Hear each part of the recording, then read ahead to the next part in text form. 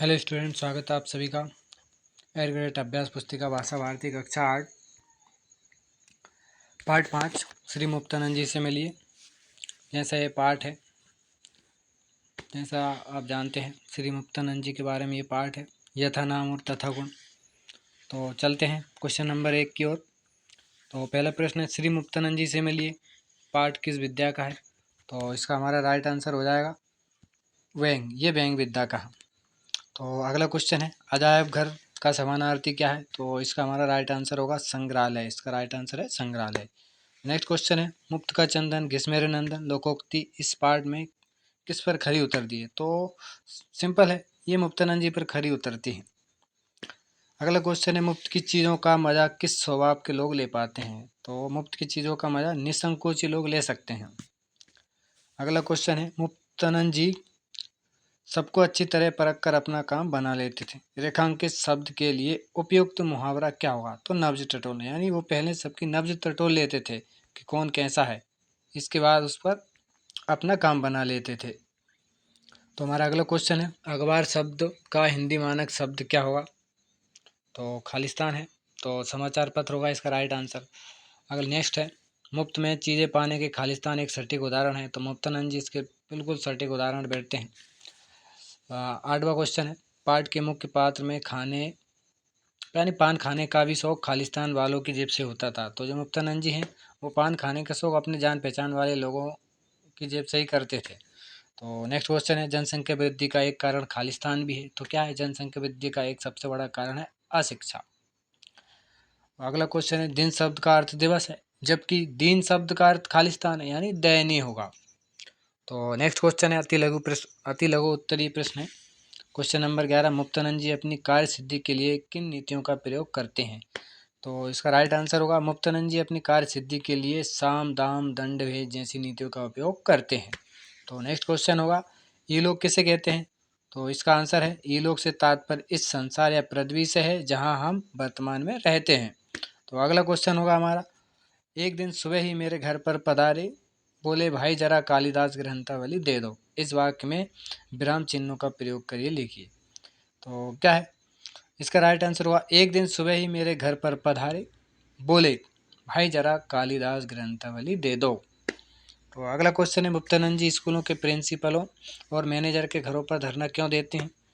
तो इसका right answer होगा, मुक्तानंद जी स्कूलों के प्रिंसिपलों और मैनेजर कर घर पर धरना इसलिए देते थे ताकि वे अपने बच्चों की फीस माफ़ करा सकें।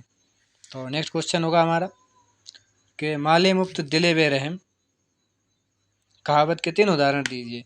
तो इसका हमारा राइट आंसर होगा, दावत का झूठा निमंत्रण पाकर बीमार होते हुए भी मुक्तानंद जी का वहां जाने का निर्णय।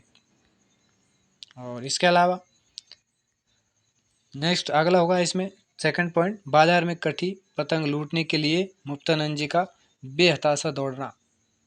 तीसरा पॉइंट होगा, मुफ्त में सिनेमा का फ्री पास पाकर पूरी रात खराब सिनेमा देखने के लिए भी तैयार होना। ये मुक्तानंद जी के सटीक उदाहरण है। नेक्स्ट अगले क्वेश्चन पर चलते हैं। अगला क्वेश्चन है, समाचार पत्र पढ़ने के क्या लाभ हैं? तो इसका राइट आंसर होगा, समाचार पत्र पढ़ने से ताज़ा तरीन खबरें मिलती हैं, ज्ञान बढ़ता है और इसी के साथ सामाजिक राजनीतिक तथा आर्थिक घटनाओं की भी समझ बढ़ती है।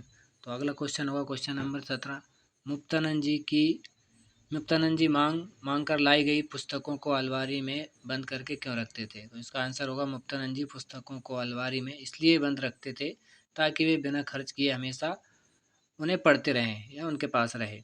तो अगला क्वेश्चन होगा हमारा, इहलोक को मुफ्त में सुधार कर मुक्तानंद जी अब परलोक में भी मुफ्त जीवन यापन करने की टोह में रहते हैं, इस कथन से क्या आशय है? तो इसका मतलब है, उत्तर है, इसका मतलब है कि मुक्तानंद जी इस जीवन में सब कुछ मुफ्त में पाने की कोशिश करते हैं और मरने के बाद भी स्वर्ग भी मुफ्त में पाना चाहते हैं।